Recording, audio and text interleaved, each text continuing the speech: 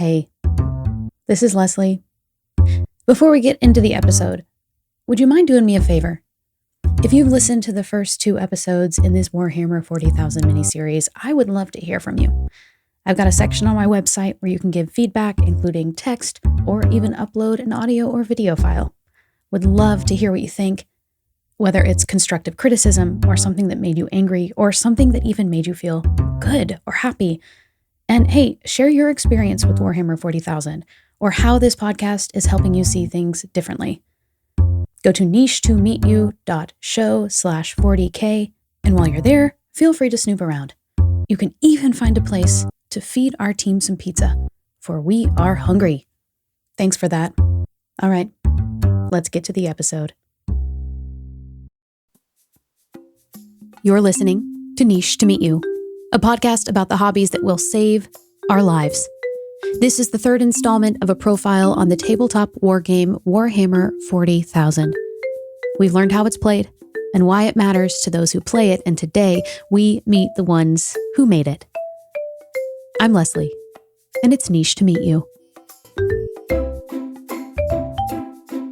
Before we meet the creators of Warhammer 40,000, the ones whose brains created a universe so big and so detailed all at once, I thought I'd ask those who intimately know this world what they would ask, what they want to know about this hobby of theirs from the ones who gifted it to them. Here are Josh and Marcus. We met them in the last episode. As I talk to these people who have been at the center of creation for this, 40 years ago, is there anything I should ask them? What would you ask them? What would you try to get them to talk about? Is it even interesting that I'm talking to them? I think it's super interesting. 40K, more than I think Star Wars and some of these others, kind of prides itself on being extreme and taking numbers and sizes of things to the most extreme limit. And that's kind of what the setting is. And how did they kind of come to that? Because I don't know of any other universe really that did that in the past. I mean, as Marcus said, it takes the entire universe, and sometimes I want to say on Earth in this setting, there's 1 trillion people or something, and all of the numbers are just ridiculous in every aspect. And there's they can tell you how big a tank is, how many treads it has, the number of pistons. It's kind of ridiculous because they have it at a macro level and a micro level too. And the balance between those two things would probably be really interesting to hear a little bit more about, right? How do you balance understanding how many pistons a particular tank has alongside this huge, massive, universe spanning story, right? I think for me, I'm interested in, I think from a story and lore standpoint, the hallmark of the 40K universe is that it's a universe without hope. There is no hope. It's very bleak. It's dark. There's nothing except war. That's kind of the only thing that exists. Wow. Which I think was largely meant to be a precursor for you to have armies fight on the tabletop. But I'd be curious how they've been able to manage universe without hope for so long. Because hope is such an important part of every story that how do you manage telling this giant thing where you are basically saying there is no such thing as hope? The answers to these questions are found in things like history and commercialism even. And they might just surprise you. Of course, I've not... Oh gosh, that's Rosie. Come on, say hello. Oh, watch her.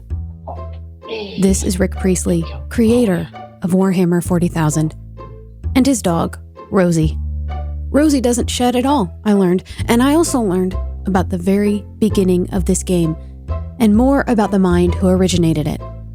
Once Rosie was sequestered, we settled into a conversation spanning time and space, multiple fictional universes of both fantasy and science, and drew cultural conclusions that led to this game played by thousands all over the world. And it all begins with a little game called Rogue Trader. You are where this all begins, right? Yeah, I guess so. In 1987, I think the very first version of Warhammer 40k, also called Rogue Trader. Rogue Trader, you say? Yeah, that was the very first version. And the reason is, I'd originally joined Games Workshop with a spaceship game, like a role-playing spaceship game called Rogue Trader, because it was about trading spaceships and raiding planets and things like that. And for years and years, I'd nurtured the ambition to get that game published. But over the time, it kind of morphed into a tabletop 28mm fantasy cum science fiction war game. So although it was published as Rogue Trader, because people were expecting it to have that title, they already... In the end, we realised we couldn't sell it under that title, partly because we already sold a game called Rogue Trooper, which was from a British comic. And so we ended up calling it Warhammer after the fantasy game. Warhammer is a fantasy tabletop war game based loosely around Tolkien-esque sort of themes. So you have orcs and goblins and elves and dwarves. And you have miniature armies made up of these individual models, and you have a tabletop terrain, which looks a little bit like a model railway terrain. It's got hills and woods and things like that. And the armies battle it out over this terrain for really, usually just to see who destroys the other one. It can be more complicated than that, but rarely is. And Warhammer 40,000 is the science fiction version of that game. In the day, back when I created it, it had the same core mechanics, and it just had the same sort of creatures in it. So there were orcs and elves and goblins, but under different names. What is it about your childhood and upbringing that brought you to that? I mean, a very typical 1960s boyhood wishes to say toy soldiers, construction kits, model aeroplanes, and particularly things like the little Airfix figures, which people will perhaps know. So all that sort of thing, it was just common currency when I was growing up. And I always say the 1960s was a time when World War II was big.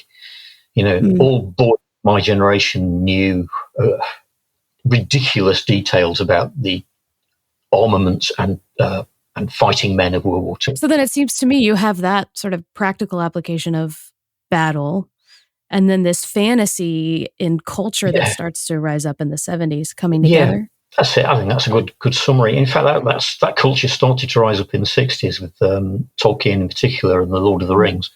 It became a cult book, really, in the 60s. And I read it.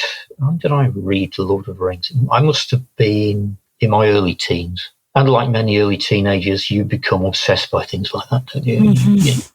Mm-hmm. And it's a book I've gone back to and reread many times. Tolkien himself, who wrote The Lord of the Rings and The Hobbit, was drawing on long-told legend and the bitterness of the 2 world wars in his creation of Middle-earth, this vast fantasy universe of elves and dwarves and hobbits. And Middle-earth has inspired people like Rick to look at the grim realities of war and make something creative and communal out of it with the help of people around them. One of those people was Andy Chambers, who started working with Rick at Games Workshop in 1990. I first got into science fiction and fantasy tabletop stuff primarily because of a military modeling magazine that my dad put a subscription in for me because he'd been a modeler in the past and he was kind of interested in those things. And at that time, the Second World War was not very far away. My granddad fought in it and I saw my granddad all the time and he told me stuff about it and so forth. And a lot of the toys and books and games and comics were often revolved around World War II themes. They were very familiar to us then. And in the back of it, you could find adverts for very, very early kind of fantasy figures, often based on like movies and things like that. Very early D&D was being advertised through there as well, which brought an entirely new thing onto the scene. So it was just starting to develop in the late 70s, early 80s when, I was a teenager, basically. Yeah. And I got in with that end of things. And I just loved it. Absolutely loved all the stuff about tabletop gaming and making miniatures and painting stuff and having games. Although most of the games at the time tended to be very crunchy, very numbers-based, because they kind of came from a historical past where it was very important for them to be simulations and sensible and proper and so forth, which meant that they tended to be a bit dull, especially for a teenager.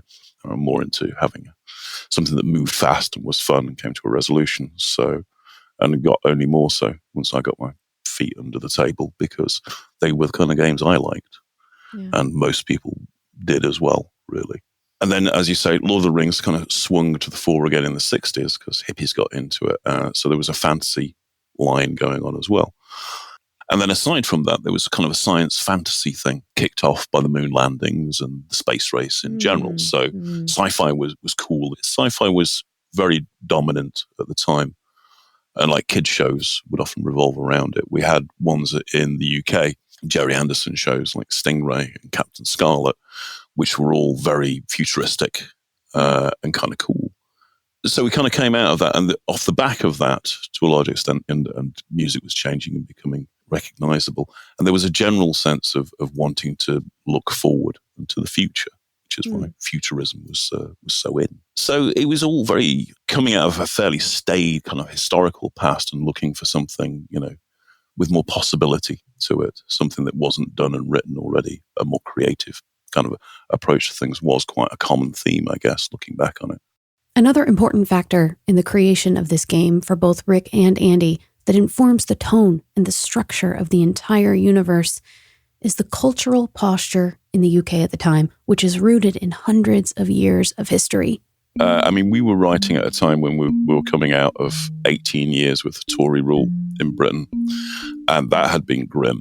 Believe you me, I grew up in it, and it was a whole succession of feeling like the state authority like bearing down, taking things away, and that's reflected in the background for 40k of dystopian future states. And as Brits, we always kind of believe that the future state will become dystopian just by default. One of the most amazing things about meeting Americans is how optimistic you guys are. Naively optimistic to our view. An American dream is not as shiny as it looks. But Americans can't understand how deeply cynical Brits really are. We're brought up to be, cynical little citizens from day one. And a lot of the 40k background, and particularly the depiction of the Imperium, is seated in that weird sort of nostalgia for a time of great power, because we've also had an empire in our time as well. So we know how grandiose it is to be able to parade your fleet around and stuff like that and show how powerful you are. And we've also had a history of conflict with the Catholic religion as well. So we know how powerful major religions can be too, from both ends of that equation. And all of that kind of gets rolled together. And I say a lot of the people working on the background of 40k had at least some interest in history. And certainly with the guys that I brought on board later, if they didn't have it already, I encouraged them strongly to look towards history, because it goes back even beyond the British Empire. When you look back to the Greeks and the Romans, you can find all this just fantastic texture and stuff happening that you would not believe, sort of thing. You just write it up and bingo bango, you've got science fantasy all over the place, really. It's right there. Warhammer is the marriage of dichotomies, logic and art, narrative and statistics. It's macro and it's micro. Andy's introduction of history into the Warhammer background hints at what Josh suggested I ask these creators about. Managing the tiny details within the vastness of the universe. How? How do you do this? It comes from this appreciation for and acknowledgement of history, starting with Rick. Tabletop war games, the sort of thing I've described. To a designer, they're an exercise in geometry and probability. So you have to have some kind of basic understanding of how those things work. They're not complicated. To a large extent, they're intuitive. Helps if you understand how a probability curve works and how a bell curve works on 2d6 rolls or whatever. But those things are not hard. If you roll 2 dice, everyone knows it's harder to roll 2 6s than it is to roll 2 random numbers. I don't know that everyone knows that, Rick. I wouldn't know that.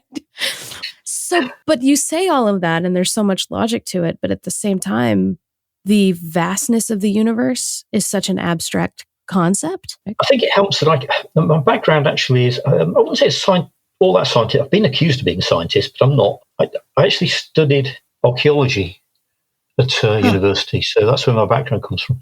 And to some extent, that's the thing that gives you a sense of deep history. So when I talk about Warhammer 40,000 and it being 40,000 years in the future and the Imperium being 10,000 years long, I have a sense of what that means. It's a span of human history that people can't really comprehend.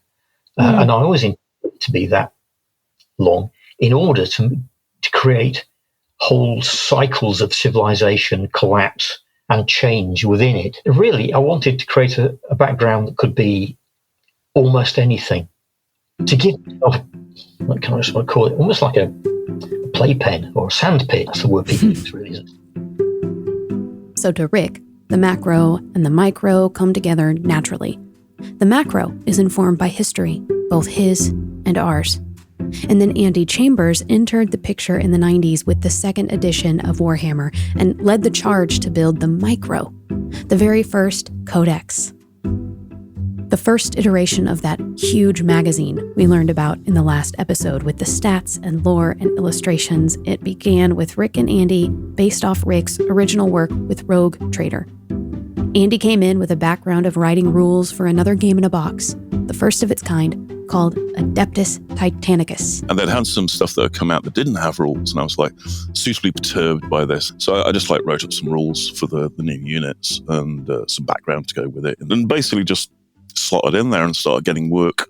And then the big deal was 93 when we did second edition Warhammer 40k, because Rick got me in to handle the rules and weapons sides of things. He wrote up the background, and I did all the mechanical bits, which was an easy job in many regards, because it was basically taking everything that had gone before and kind of smashing it until it fitted into a container. Are you responsible for the microstat details? Yeah, Rick would block out, and they had blocked out already in Rogue Trader a lot of the stuff, and then it was down to grinding out the variants of it and things like that, and weaponry the same. A lot of this was ground that Rick had already trodden in Rogue Trader, and it was basically turning what was really more of a role-playing sort of a system in Rogue Trader into a more of a head-to-head battle game.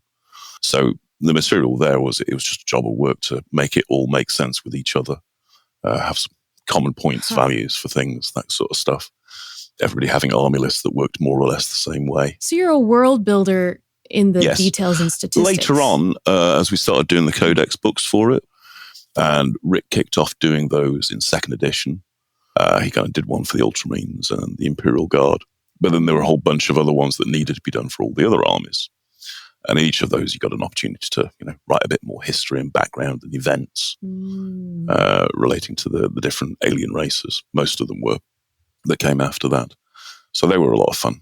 I'm just curious to know how many figure options are there? How many characters? Is that the right? Well, for one thing, if you want to get into the terminology, characters are one category of thing you can have. The idea being that they are named characters. But then there's the kind of the spear carriers side of things, the troops, as they're often called, or they might have specialist roles within that. And they come in squads of anywhere up to 20. It depends on what they are. Space Marine used to come in 5s and 10s. Space Marine. Sorry, Adeptus Astartes, as they're called now. Back in the day, they were called Space Marine. Well, subject to some legal shenanigans, basically. Space Marine's too broad a term. Belongs to the world at this point.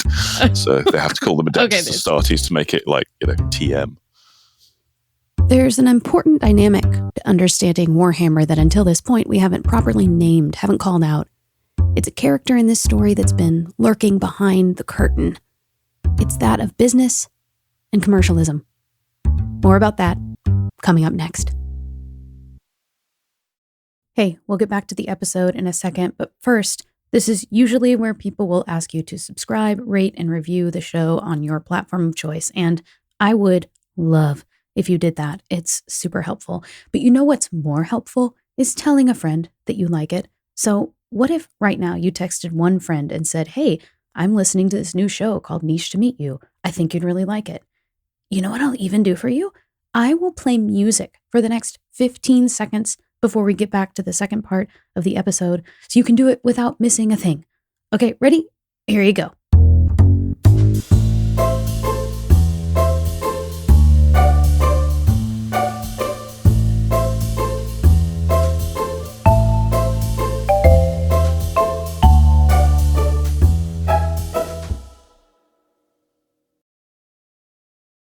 Games Workshop has been mentioned several times already in this series.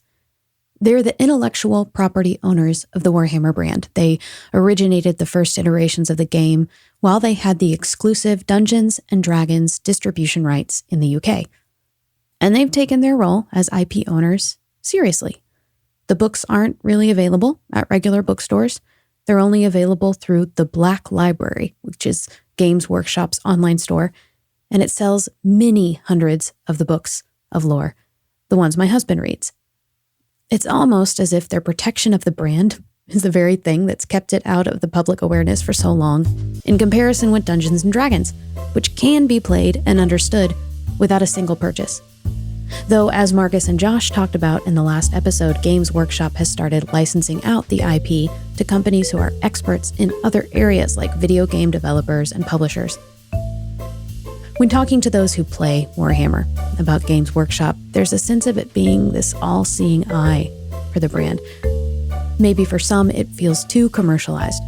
Recall when Josh and Marcus mentioned new armies created just for new editions, or rules being created just to drive sales, or, there's an entire metal music label Games Workshop launched in the 90s, which, despite claims to the contrary, was built entirely to push the Warhammer brand, from album art to song content.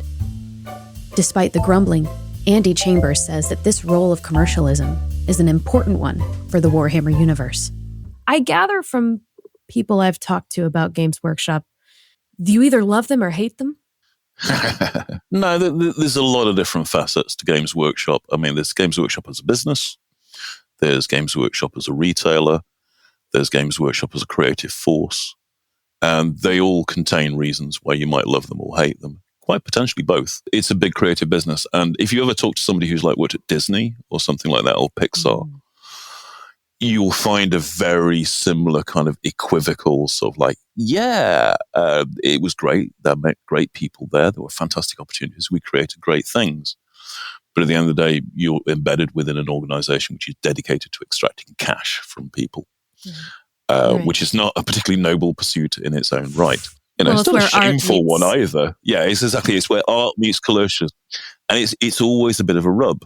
And part of that rub is what makes it magical quite often. It's the artist being artist despite the commercialism and things like that. One of my favorite analogies to use is in Apollo 13 when they throw all the items on the table and they say, we have to fit this into this using these, these sorts of here are our bounds, and then and work within these bounds. And there's something about bounds that provide more opportunity for creativity. Yes. One of my nightmare scenarios with clients is when they say, we could do anything, because it's not true. We can't do anything. For one, you've already got some idea of what you want to do, really. You're just not telling me what it is. For two, we've got the practical constraints of what we can do given time, money, opportunities, space, all the rest of it. So actually, you always want to start looking for those boundaries straight away, because they do speed the creative process and make it focus in a way that's very powerful, positive. There's nothing wrong with having boundaries. It's actually kind of essential. And the rub he talks about, Rick has a reason for this. And I think what happens is that people become emotionally involved with the Games Workshop hobby. That's their hobby. And Games Workshop then change something because they have to within a commercial environment. And what's happened is their hobby has been messed with by Games Workshop. So seen in terms of being a betrayal. And it's always like that, even when I was designing stuff. And I always tried to facilitate the movement of the change from one, say, edition of Warhammer to another edition of Warhammer, to make things easy for people who are already committed to change, to make minor adjustments to their armies, or continue to play the armies they had, or whatever. Because I'm a gamer, I understand how these things work. I think the same thing happened to Bob Dylan in the 1960s, when he suddenly took up the electric guitar. Was it Newport Folk Festival? Yeah. He took out the electric guitar and somebody shouted, got booed off stage. Yeah.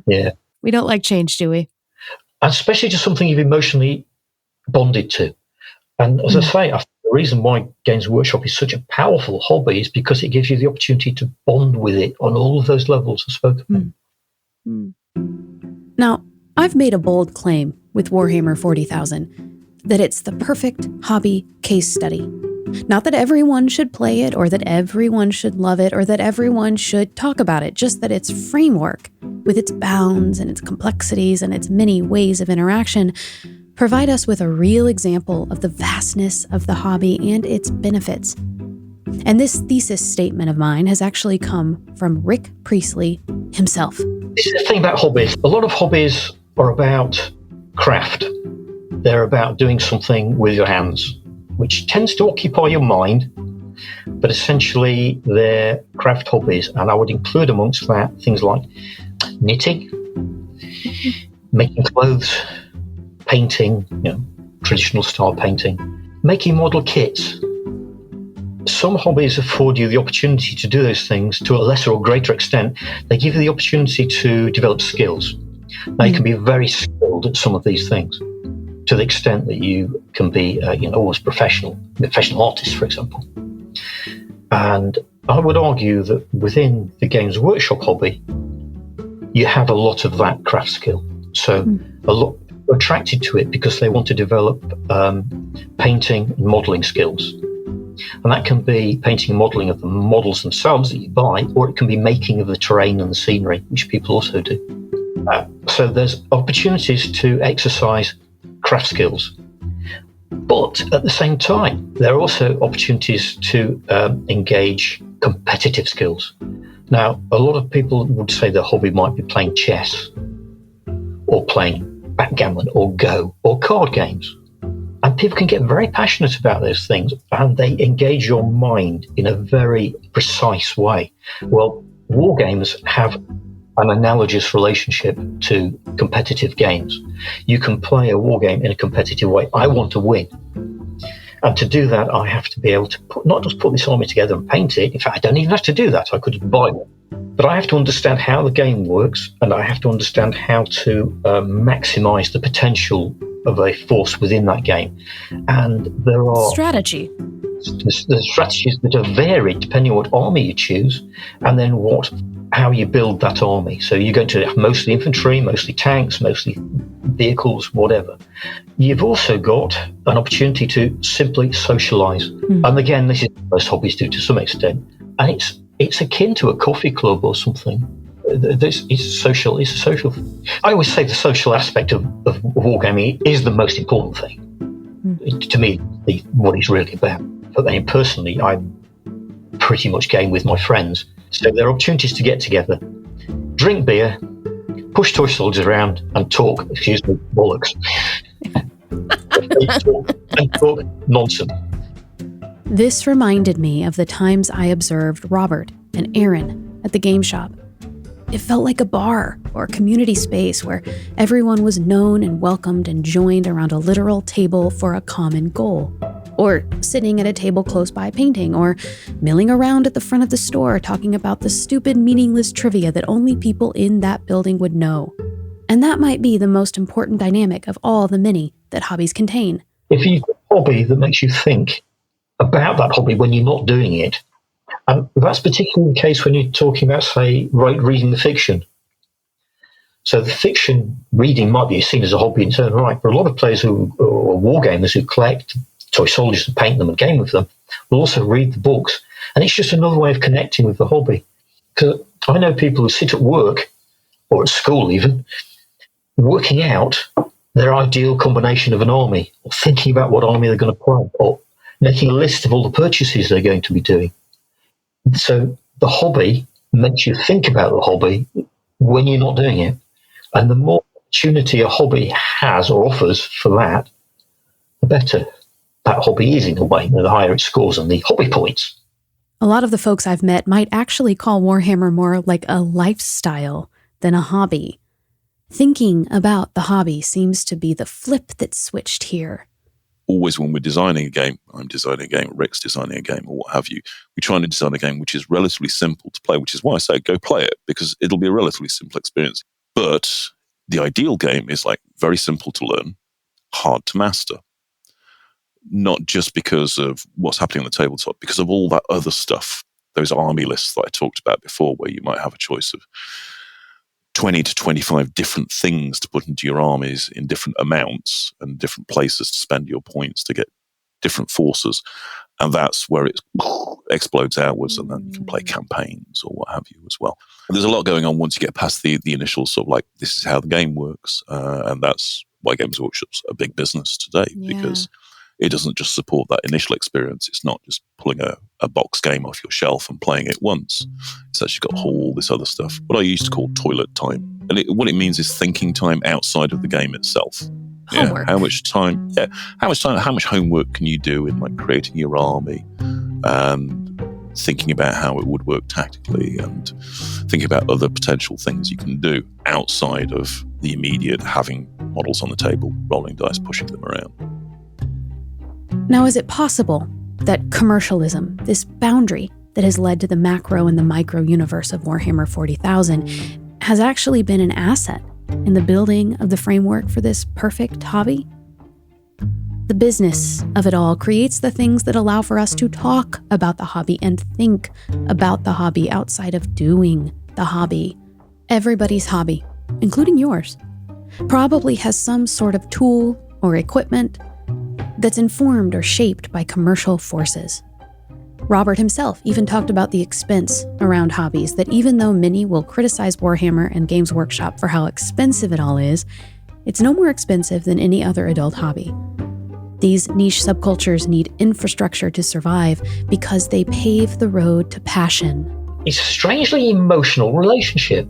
Remember all those things I talked about that make a hobby a hobby?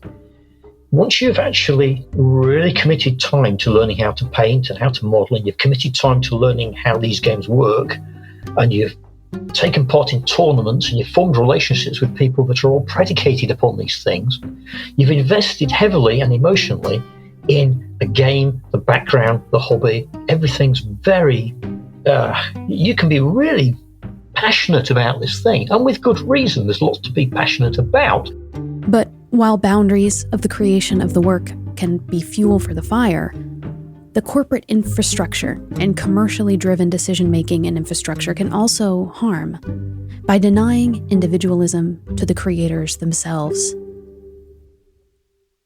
The importance of individuals in the growth of Warhammer and Games Workshop, and I'm not talking about just me or Rick, particularly one of the designers, Jez Goodwin, who's still there, has been like a major force in shaping the look and feel and background of Warhammer 40,000 universe. Likewise, John Blanche, likewise William King back in the day. And these are just people I work with directly that influenced me, and there are many others besides. And one of the things that makes me sad about Games Workshop these days is that they deny the individual. They don't credit people for writing books. They don't credit people for sculpting miniatures. And those individuals will one day move on to have careers of their own outside of Games Workshop. And I think they're doing them a disservice, personally.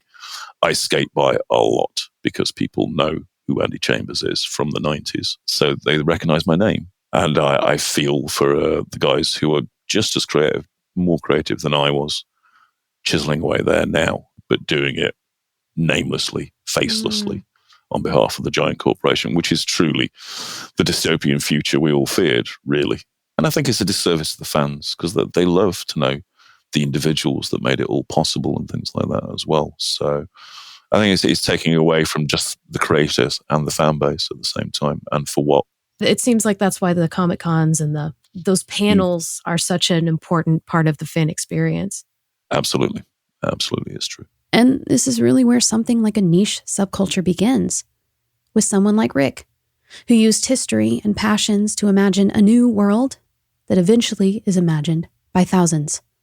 And my job, more than anything, became to tie it all together.